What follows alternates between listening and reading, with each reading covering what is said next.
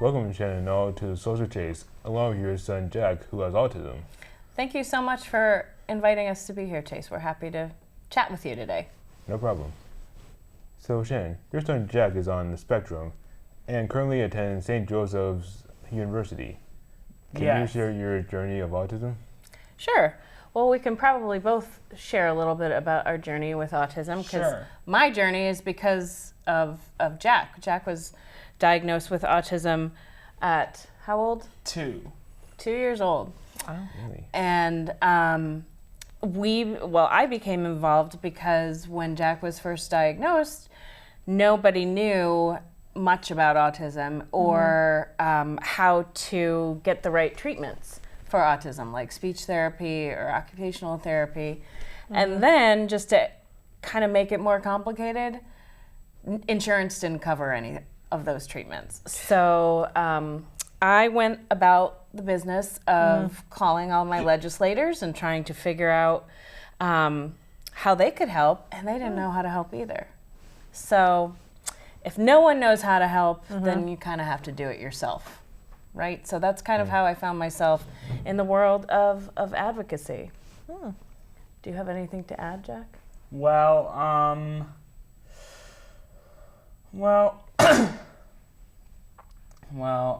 I don't know. When you were diagnosed, what were doctors telling us? Oh yeah, doctors were telling us that I wouldn't be able to be where I am now, a freshman in college. And now look at me, a freshman in college. Nice. Leaning towards an elementary education major. Ooh. That's nice. Very Amazing. How did you become involved with Autism Speaks, but mostly legislative advocacy? Well, so again, when Jack was diagnosed with autism, there weren't a lot of resources around. And so I started looking for local resources, and the one that I found was an organization called NAR, which was the National Autism, I don't even remember what it stood for, but it was the precursor to Autism Speaks. And so that chapter became Autism Speaks in Connecticut, and I was attracted to the mission of Autism Speaks, which was to raise awareness about autism spectrum disorders, because I felt that in raising awareness about autism and the spectrum of autism, we would be able to make the changes that we needed to make with legislative policy. So that's sort of the segue into how I got involved in the policy angle. And I think it goes back to the very beginning when nobody knew how to help us. And I knew that we needed to change that. And the way to do that was to get to our policymakers and our legislators and to make sure that we had legislators who were really representing what our family needed as far as resources for autism. Wonderful. Can you tell me what the first piece of legislation you advocated for, and why was it so important to you? Okay, sure. Well, the very first piece of legislation that I worked on as a volunteer advocate was insurance coverage. So when we first started this, as I said before, there was no insurance coverage for the diagnosis and treatment of autism. And this is where everybody gets really bored when I talk about insurance, but there's two kinds of insurance, basically. There's self-funded and there's private insurance. And one is governed by the federal law and one is governed by the state law. So the state law is what we sought to change first. And that became the mission of Autism Speaks nationally, to go state by state and make sure that the diagnosis and treatment of autism was covered by private insurance. So back in, I can't remember the year, maybe 2010, Connecticut became the 13th state in the country to mandate that private insurers cover the diagnosis and treatment of autism. So that was a big accomplishment, and now every state in the country is required to do that. Nice. So can you tell me the difference between state insurance and federal insurance? Sure. So the difference is really, so if you are working for, say, a big company, like a Fortune 500 company. Or Google. Yes, something like that. And I don't know what Google's policy is, so I don't want to say that and get in trouble, but they are allowed to write their own insurance policies, so to speak. So they have freedom as to what is covered and what is not covered, and that's called ERISA. It's an abbreviation. And so that is what is preventing people from still getting access to appropriate health care and treatments for people on the autism spectrum. If your insurance is done through one of these large corporations or a self-funded plan, then there are quite a few barriers. But now the state law governs private insurers, so people who work for the state of Connecticut, et cetera, are required to cover the diagnosis and treatment of autism, including medications and evaluations. Nice. So what important legislation is happening now? Well, we have 3 bills that are really ones that we're working on this session. I have to look at my notes because I would encourage people to go to the State of Connecticut website as well, which is cga.ct.gov, because there you can follow and track all of the legislation that we're working on. So the first one, and Jack, you'll be talking about this at the Capitol this week, is House Bill 5419, which requires the financial assistance from the Department of Economic and Community Development to employ persons with autism spectrum disorder and intellectual disabilities. So that means that if you are, hypothetically, if you are an agency that receives funding from the state of Connecticut, you must make a good faith effort to employ people with autism. So that's one thing that you're going to be, there's a public hearing about that this Tuesday, and you'll be speaking about that. Do you want to share why that one's sort of important to you, Jack? Employment and... Well, it's because I was originally going to get a job over the summer through DOORS, which is the Department of Rehabilitation Services, but that didn't happen until 7 months later. And I'm currently working at the bookstore at the University of St. Joseph. So that's really, employment is something that you are always struggling to get, right? Okay.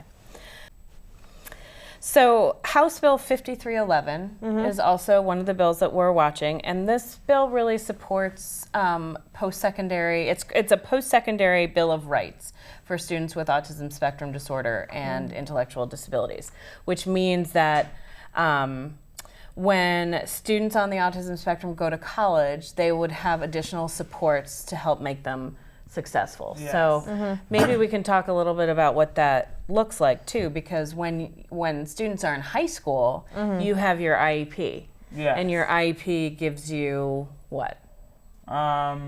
Like extended time on tests. Correct. And a host of different services that are appropriate for the individual. Yeah. And when you go to college, what happens to the IEP? It disappears. It goes away, yes. So you have to rely on services that are provided by either the college that you're attending or some private provider. So like at St. Joe's, what do you think about accessibility opportunities there? Are those sufficient for you? Sort of. Can you elaborate? Can you explain? Well, where do you struggle the most in college?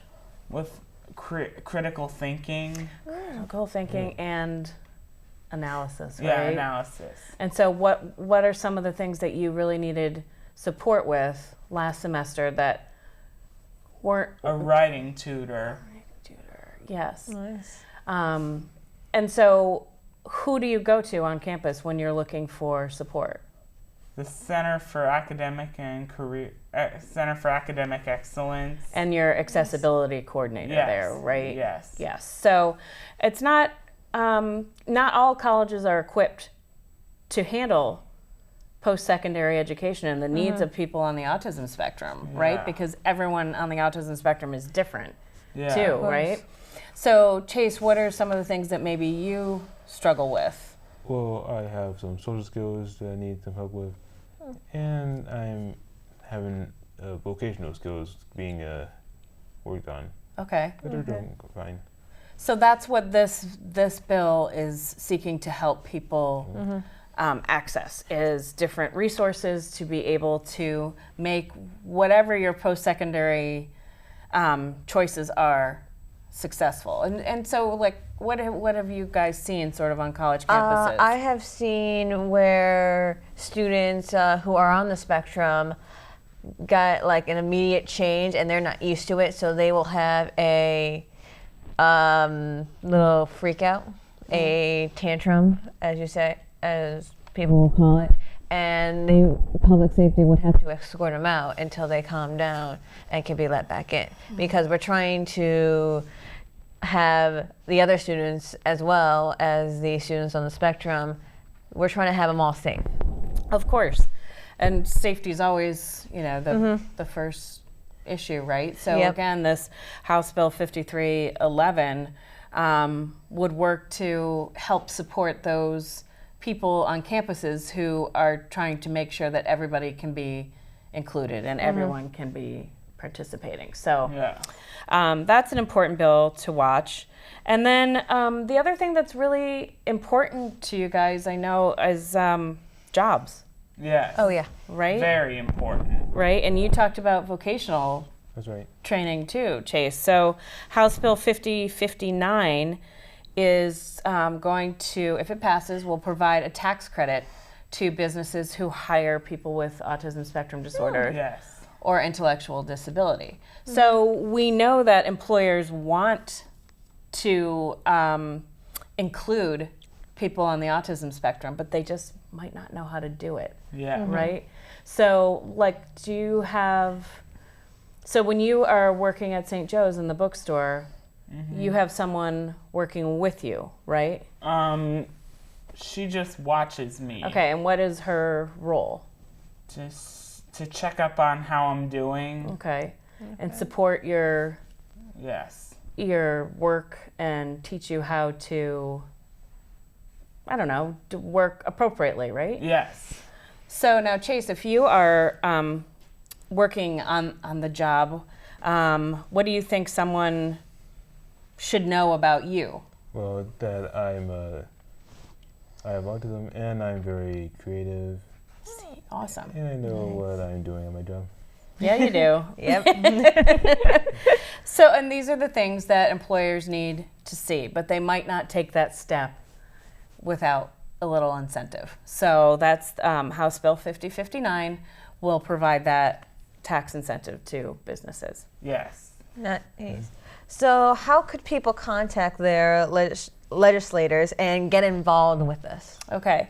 Well, I have a couple of things to say about that, because when I got involved, I didn't really know anything about legislation other than, maybe what I had read in history or whatever. But first of all, don't be afraid, because your legislators are just people. Like, who is our legislator? Who is our state representative? John Hampton. And what is he, just sort of an average guy? Yeah. Yeah. So totally approachable. They're just regular people. So I would say know that first. But also go to our state's website, our state legislature's website, which is cga.ct.gov. There is a little bar there that will allow you to search for your legislator. I would encourage anyone who is on the autism spectrum or is advocating for someone on the autism spectrum to reach out to your legislator, make sure that they know that you're a constituent, and that tell them a little bit about your family or what your life is like with autism. Yes. Because that's how we make changes. That's how we raise awareness, and that's how we change policy. Nice. So, Jack, I wanted to ask you, what issues about being on the spectrum are important to you?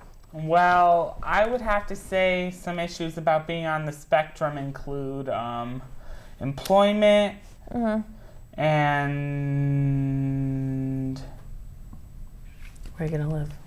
And independent living. Interesting. So you have any questions for us? Well, not really. I have some problems with living independently sometimes too, but not usually. Well, there's a lot to learn. It's hard to learn how to pick up after yourself, cook for yourself, shop for yourself, balance your bank account. And one of the biggest things that we keep talking about, I know Jack and I talk about a lot, is transportation. Yeah. So say you get a job, how are you going to get there? True. And how are you going to get back? So what do you think about that? Well, my dad usually drives me to work. Yep. So that's kind of where we are right now too. But there's public transportation, but can you get it? I know at the school, once you sign up for classes, you can get a bus pass. Okay. And all you have to do is scan it through the bus's computer and show your ID. And you can basically ride anywhere in Waterbury for free. Oh, good. Okay. And what did we just do with driving? Well, we attended a council meeting by a presentation, more like, with an autism advocate named Andrew Arbo. Ooh. And he always wanted to get his driver's license, and he got it just recently.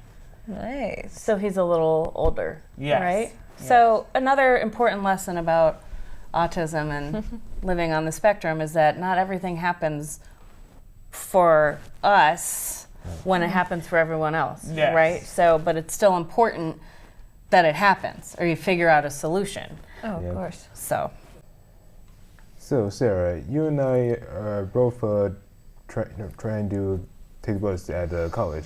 You're better at it, and I'm still uncomfortable with the bus because of my autism, and there are people that I might not be comfortable feeling around. that's okay.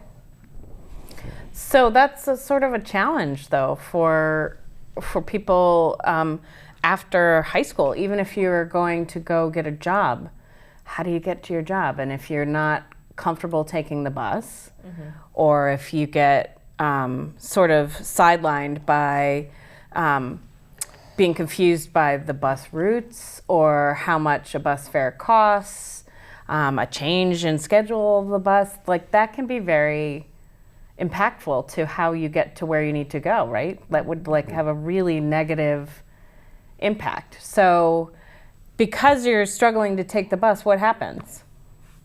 Well, How do you get to where you need to go? I just pull that thing when I see my stop.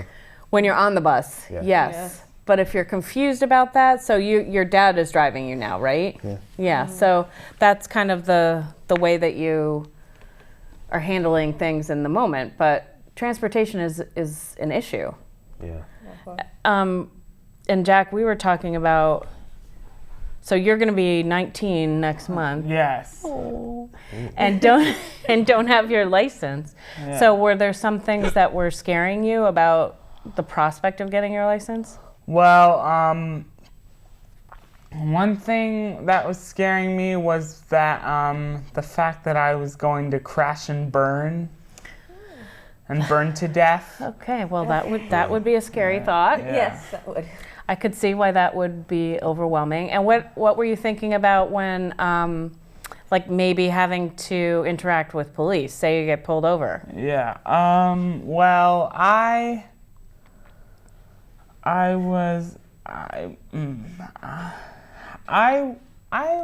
honestly would be nervous So that's why people like your mom do the police training, right? Yeah. As well, that kind of helps to make first responders understand what people on the spectrum might be doing. So anyway, there's just some obstacles to post-secondary education or vocations that we need to address. And all of these things are perfect reasons why you should be getting in touch with your legislators. Yes, absolutely. So, yeah, that's what I have to say about that. Okay. Thank you, Shannon and Jack, for sharing your story and being with us today. Yeah, thanks for having us. You're welcome. Thank you for having us. It's an important discussion. Yep. And thank you, Sarah, for closing with me again. My pleasure. If you want to contact the Connecticut Ledger, we will have the website at the end of the show.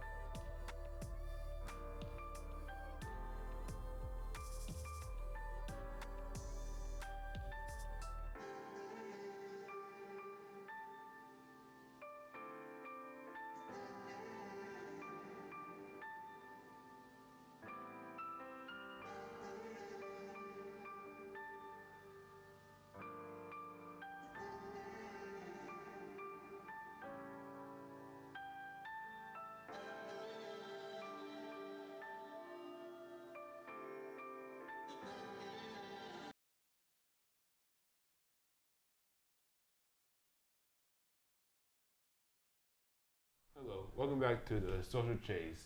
I'm Chase Taylor, and his is my mentor, Maud, from Project Genesis. So, Maud, tell us about your experience with working with a kid on the spectrum. It's been a great, a satisfying, I should say, opportunity for me to work, with clients on the spectrum. Our mission at Project Genesis is to provide individualized support in working with students on the spectrum on an individual basis in the community, so we can help them be the best that they can be and enjoy all the stuff that life, have to offer, like everybody else enjoy out there.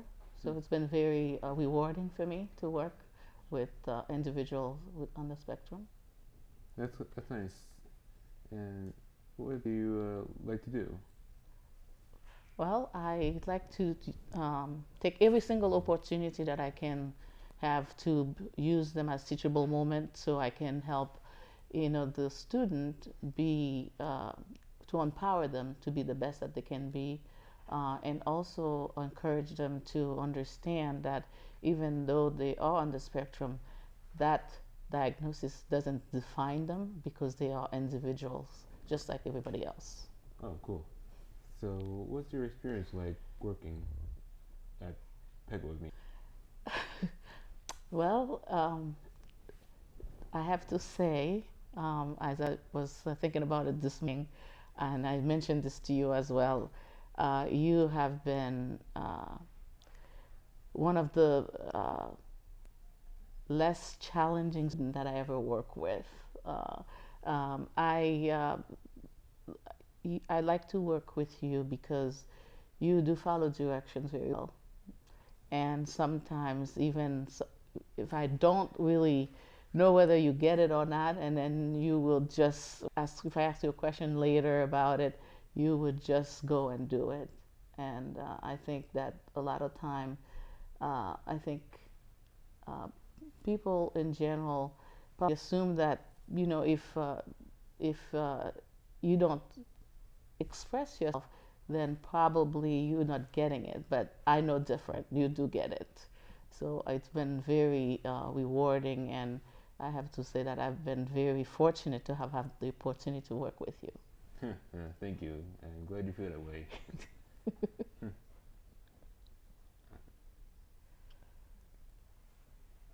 So,